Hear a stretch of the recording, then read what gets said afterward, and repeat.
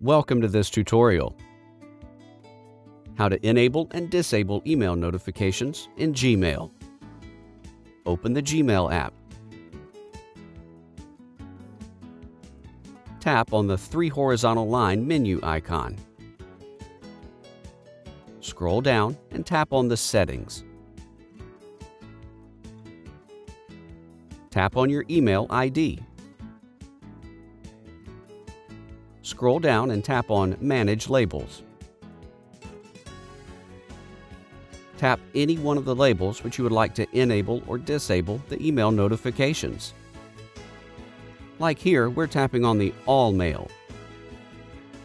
Tap on Sync Messages for this label to enable notifications. Repeat these steps to enable or disable the notification for other labels. Thank you for watching this video. Please subscribe to our channel.